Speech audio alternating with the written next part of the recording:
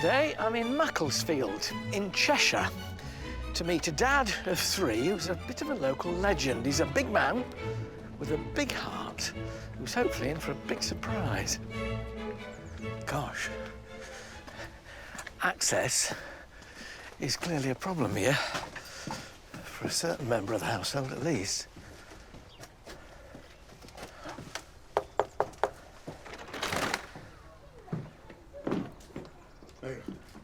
Carl. Hello. Yeah. Hello. How are you? Gobsmacked, yeah. Hey. It's a bit... Are you there? I'm or here. Is it just I'm like really here. the heat I got can't to me shake from the your hand. fireplace? But I'm here. Alan Titchmarsh. That's me. At my front door. On your front door. I can see from the ramp at the front that there are access problems here. I know this is for Elle, your wife, isn't it? Yeah. So why don't you and she meet me out the back?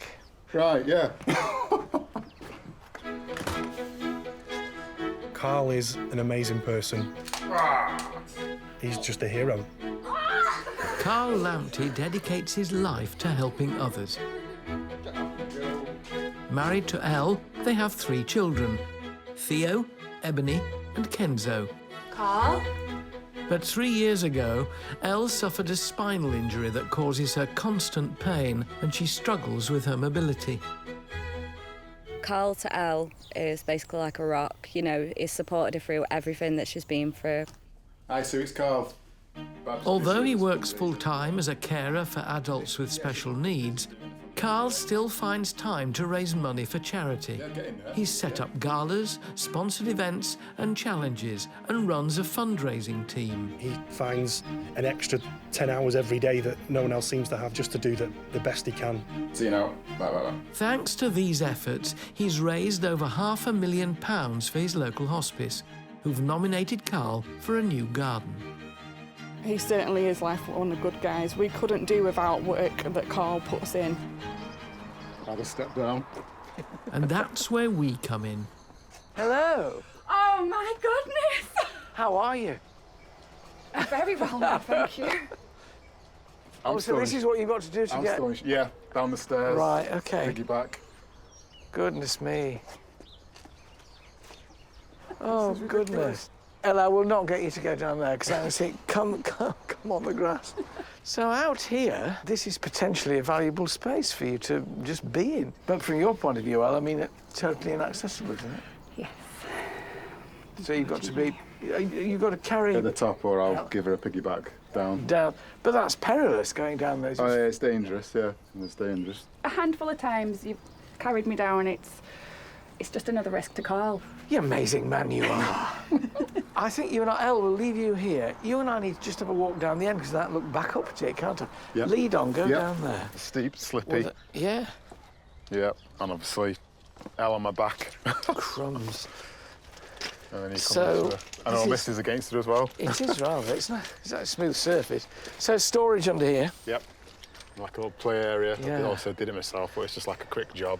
Yeah. Well, no, but you did it. Yeah, true. Yeah. And then There's the steps up to there as well. they're a bit perilous, aren't they? Yeah. Then you got the shed. The shed, which is absolutely stuffed. Right. Tell me, when you come out your back door, in your dream, what do you see? I like my peace and zen or whatever, so when I look out, I just like greenery.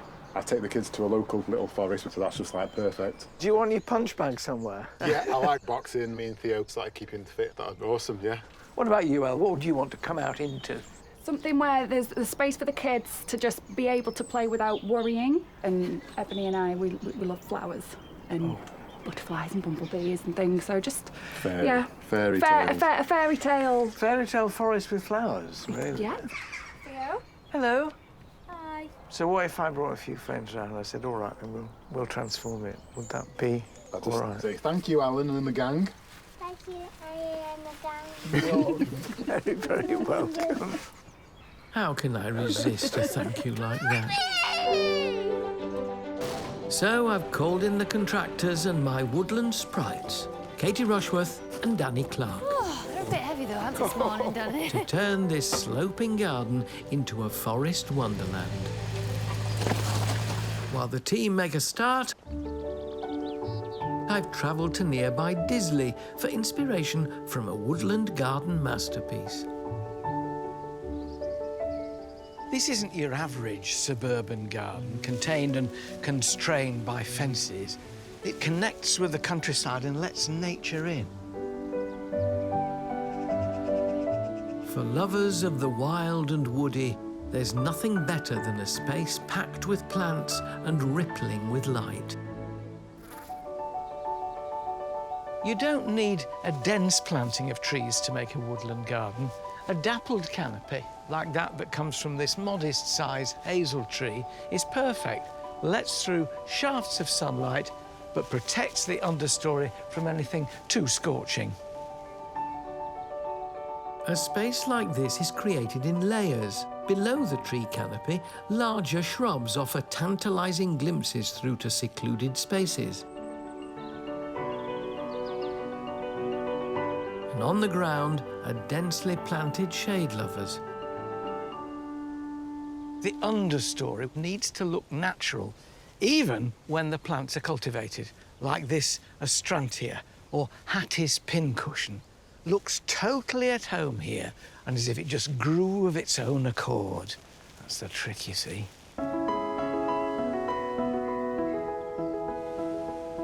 The gently meandering paths here are perfect to bring you close to the plants. I love boardwalks because not only do they give you a sense of travelling and of a journey, but in woodland you feel almost that you're floating among the canopy. There are no plastic toys here, but it's still fun for the little ones.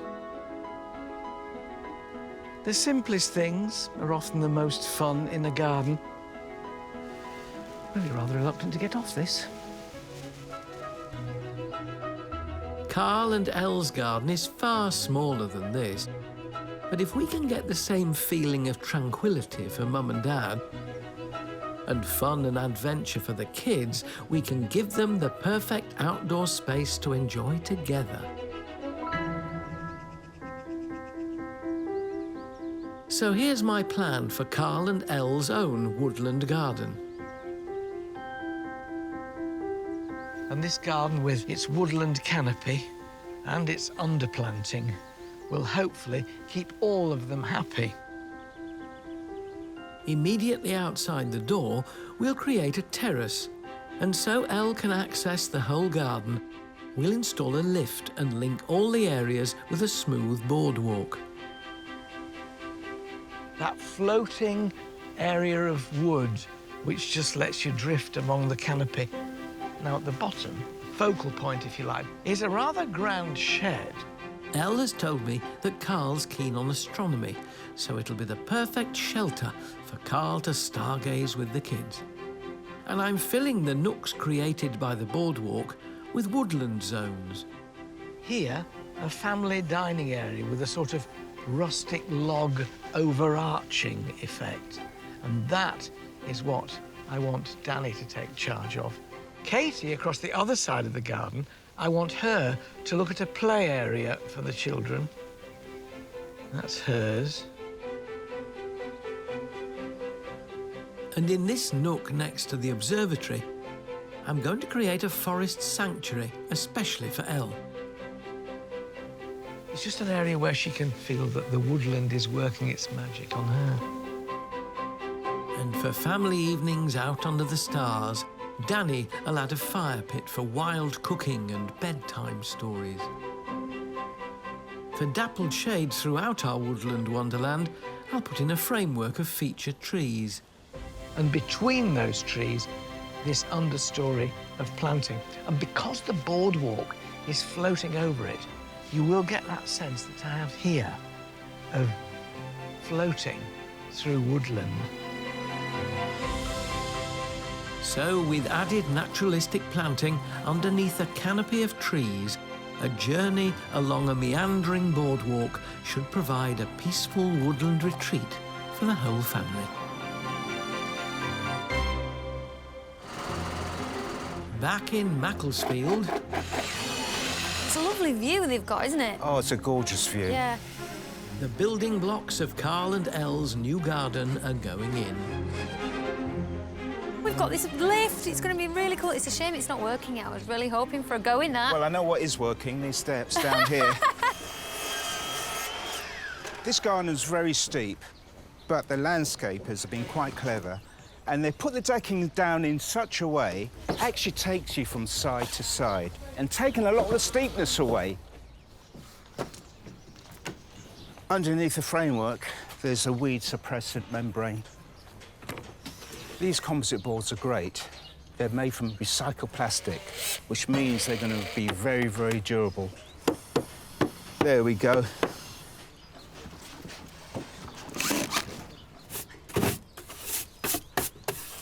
So this Wendy house is on the top patio, and I'm going to give it a little woodland makeover.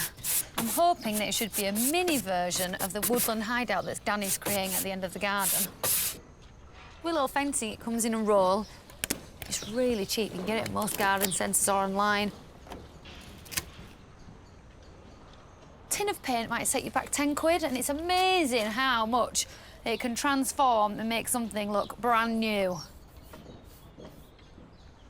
While the work goes on in here constructing the boardwalk, I get a chance to check up on the plants. And we start, of course, with that upper canopy of trees.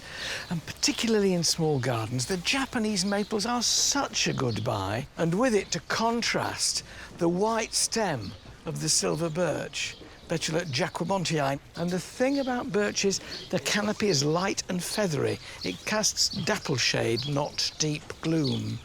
And then this is Prunus cerula, a cherry which has bark like polished mahogany, which means that in winter, when this and that and the other lose their leaves, there's still some interest in the garden, under which will grow an astonishing array of plants. All these beauties here are very happy in dappled shade. We've got a plant called Gilenia, which is lovely, not often planted, but really worth growing. Delicate white flowers. It sits well with things like Jacob's ladder. This little beauty, which is called Lambrook Mauve, is quite low growing. That means it's self-supporting. And one final thing, which is a native, sweet woodruff. Lovely whorls of green leaves and tiny white flowers. It used to be used as a strewing herb when we all lived in mud huts. They'd dry it out, strew it on the floor, and it smelt sweet. Sweet woodruff, a great masker of bio. We're creating a woodland seating area inspired by what you might find in the forest, a lovely rustic den. We've used tannalized timber for the uprights because we want this area to last a long time. But the roof has a more natural finish.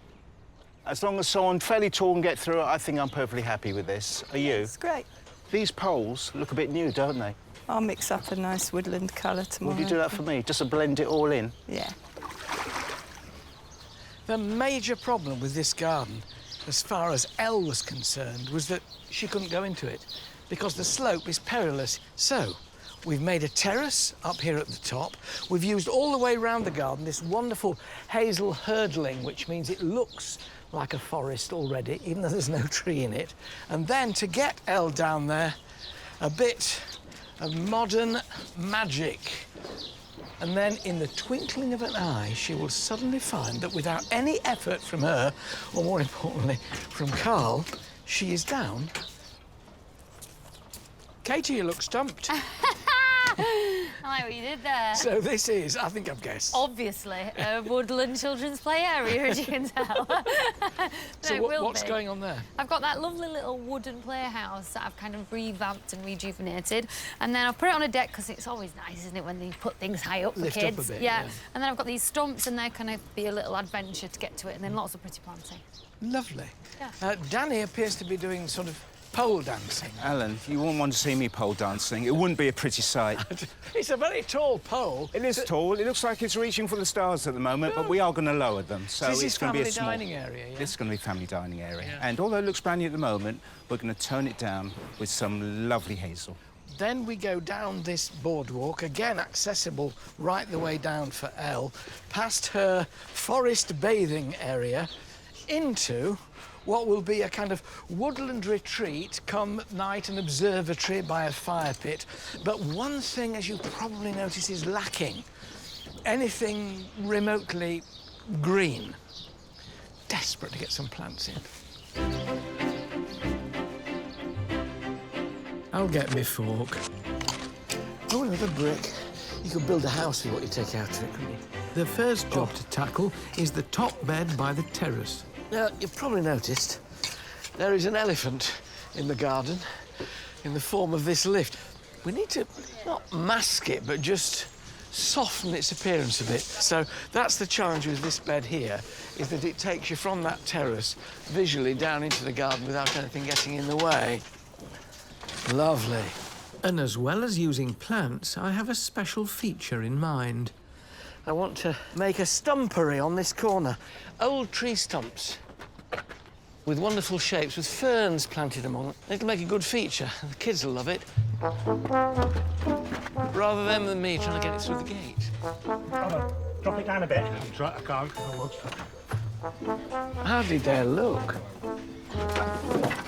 Oh, steady. Getting it in is one thing. Which is the bottom? That's what's key to getting it the right way round is another. Yeah. Wow. That's the pretty side.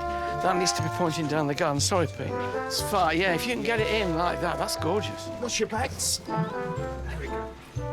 Ooh.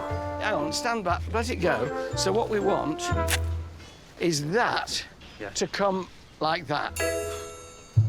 Yeah, that's it. Just twist it now, and I think we're nearly there. Thank you very much. That's stable, isn't it? Yeah. It's not going anywhere. So all you need to do now, Danny, is make your arbour look as rustic as my stump. Alan, it will do. Will it? Right, It go will. on then. Absolutely. Start chewing it.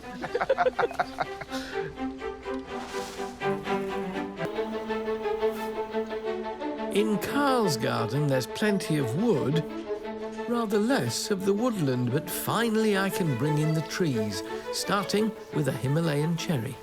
Oh, be still my beating heart. Wonderful. I think slap bang, so that it's away from the fence a bit. And a blend of shrubs will help mask the lift and give my giant tree stump a natural setting. Evergreen osmanthus, evergreen Portugal laurel.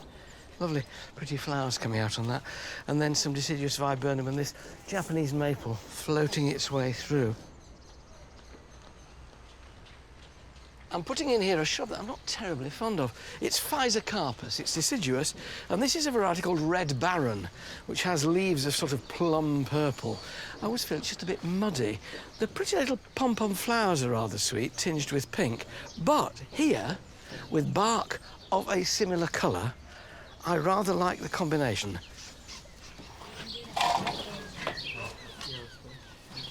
This penstemon, again, the colour of the stems, quite fortuitously, is picking up the colour of the Physocarpus and the prunus. That's rather exciting. This topsoil is very organic, so I'm just going to tip a bit of it. And then push it in. They really don't mind being pushed in firmly with your fingers. And look at that, it's been growing there for ages, hasn't it, really?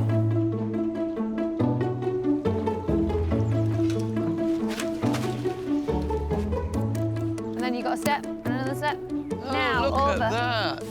Okay. It's moving day for the playhouse. Oh, Katie, that's lovely. What a coincidence. It's the same colour as the summer house at the bottom. Oh, do you know, it looks really cute, actually, doesn't Gorgeous, it? doesn't it? Well done. Oh, I'm glad we kept it. And it's a perfect... Yeah, but it's a transformation of the house. Yeah. Love the roof, too, what you've done with the roof. Thanks. Look at that. Straight into the front door. Well done. Just like in the woodland garden I visited, Katie's planting in layers, starting with the ground cover. Now, I've gone for really robust stuff because, let's be honest, kids aren't particularly precious when it comes to plants, are they? Periwinkle is a definite tough grower. It's brilliant for ground cover as well, so it will suppress weeds. You want to go for Vinca minor if you've got a smaller area to cover, or Vinca major if you want a whopping great big plant that will cover big areas. This is Begonia or elephant's ears. It's got these huge, robust, evergreen leaves, and it sends up these bright pink flower spikes. Another one of my favourites has to be this, which is Persicaria affinis, and it creates these massive mats that are kind of semi-evergreen, can cover huge spaces. Again, brilliant for ground cover, really easy to look after, and I bet it has flowers on for at least 8 months of the year. Next comes the tree canopy, and Katie's picked a showstopper. Look at that, Katie. Yeah. Made for it. Acer palmatum Skeeter's Red. Magnificent specimen. It's absolutely glorious. And next to the Wendy house, it just makes it feel all the more cuter and smaller. And I've placed this gorgeous tiarella around the base because if you look at the foliage,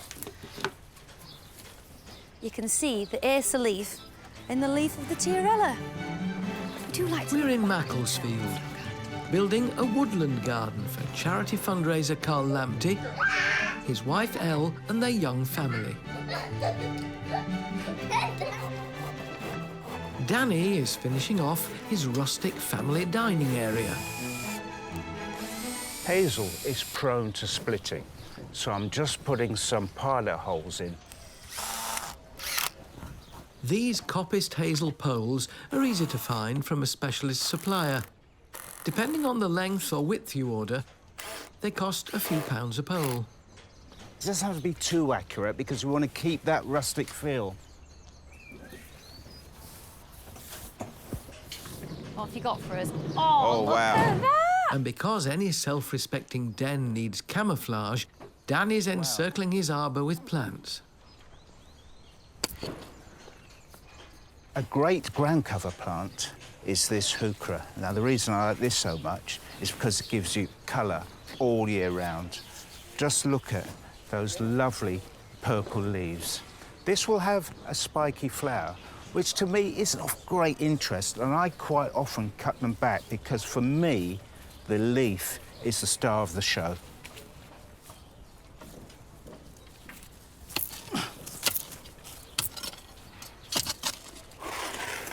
Now, there's the honeysuckle. This is fabulous. It's a climber, and it's ideal for this structure. And it will romp away in no time because it's a fast grower. And it has this amazing fragrance, which Carl and Elle are going to enjoy while they're sitting under this rustic arbour. And this whole area here is sort of evening leisure. There's a fire pit going here in the middle of this, but I want to get this border planted. Pete, I've got this multi-stem birch. Do you think you could oik it in? I think right in the middle, because it'll then be sort of framing that. Can you see me? You see, this is the idea, is that you have to look like that to get around the garden now. Look at that. Chinese dogwood, Cornus chinensis, isn't it fabulous? It's a lovely late spring, early summer flower. It makes a large shrub or small tree, so good for a small garden. Look at that, aren't they glorious? Woodland garden. For family evenings together, gazing at the night sky, we've built a fire pit. So you've got these raised granite stones to stop the fire blowing out? Exactly. So that's why it's slightly sunken? Absolutely. Isn't it? Yeah, keeps it all nice and retained. Right. I tell you what, I might be back later to get the fire going. Why not? That's Carl and the kids accounted for, so for Elle, I'm adding a little bit of nature therapy. Japanese style. I don't think Ella's ever been down this far in the garden, and I wanted to be able to take her shoes off and put her feet on damp moss. Shinrin-yoku, forest bathing. Now, the important thing when you're using moss in a garden is that it comes from a licensed source. Don't just go out into the woods and peel it up. You can find it for sale, and it's been taken from places where it is allowed. And this will turn into something wonderful for your feet, better than any fitted carpet. If I can just make sure you don't see the join. Very important that the moss doesn't dry out, so if you're doing this and there's a lot of dry weather, just go over it with a watering can fitted with a rose, you know, a sprinkler head, and keep it damp and then it'll stay green. The nice thing is it's much easier to cut than turf. You just tease it apart. That's it. Really need to test it out. Katie? Hello. Can you spare me a mow? Depends what it's for. Pull up a log. I want you to test my forest bathing. Pull up a log. Now, you need to take off your shoes and socks. Oh, it's good to have. I'll open my nose. Got me best socks on, isn't Oh, it? yeah, it is, isn't it? I hope They're clean feet. Oh, they're not bad. Oh, they're not bad. And I want you to test forest bathing. And you put your feet on the moss and tell me the sensation. No, it's clean, it's lovely. Look. Oh, it's nice. See, it goes. Oh, it's lovely, actually. Yeah. Oh, fancy bringing me a cup of tea? Certainly not. You've served your purpose. You can go now. To keep the sense of adventure throughout the garden, Katie's added a rustic balance beam for the young and not so young. Well, you have to try these things, don't you? Works. We've just a few final touches to go before we complete our woodland scene. In a woodland and wildlife garden, you need a home for bees, don't you? There they go.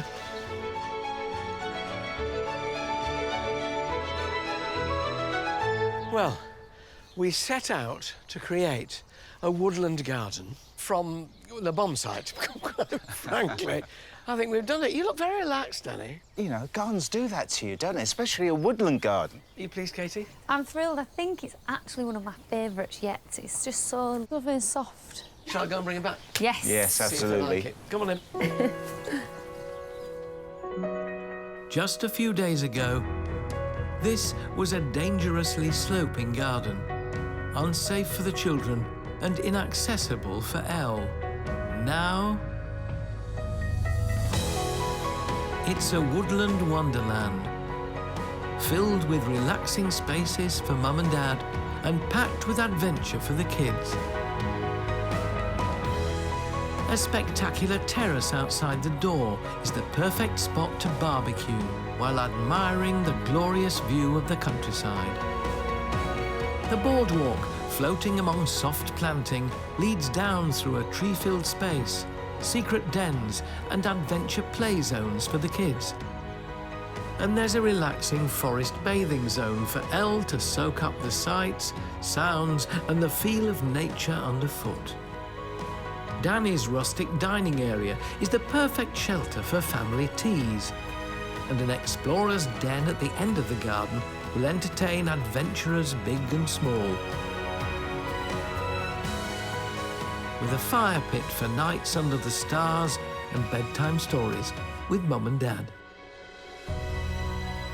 For more information on how we built this garden, go to itv.com/Alan. OK, come round your doorstep. Keep looking down. OK, stay there. And then I'm going to say, open your eyes.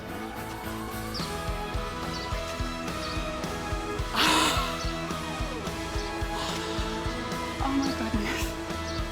But you've not been down there for a long time, have you, Elle? No. No. Well, you can now. I didn't even see that. Into your lift, madam. OK, you both go in. I'm just overwhelmed. I just can't even... See you in a minute. I'm down. There you are. Out you come. Crikey. Thank you so much. You just don't expect these things to happen to us and stuff, what we've been...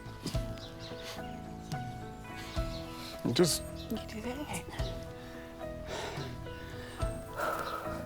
It's true that if you keep on going, whatever you go through, good things will happen.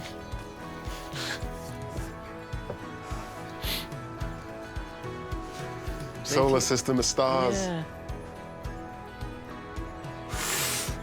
Oh my goodness. That's a bit of kit. I need to put a bed in here, because I'll be here in the middle of the night. It will make a huge difference. I tell my little stories before bedtime with the kids on there, and it's just somewhere away from the madness. We can all get to. Shall we let the children in? Oh, yeah. Holy!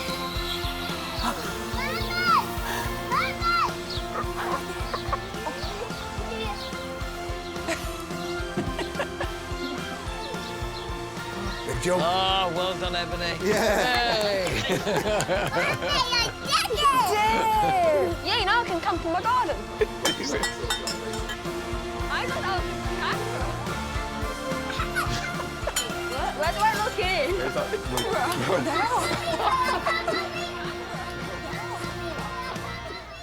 This is a bit of kids. People like Carl, who spend their entire lives working for other people, never expect to reward themselves and, as you can see, quite overwhelmed when they are thanked in turn. This is going to make such a difference to Carl and Theo and Kenzo and Ebony, but also to Elle, who's now sitting down at the bottom of her garden in her forest glade. Till the next time, I love your garden. Bye-bye. Hello. You like the garden? Yeah. Do you like it?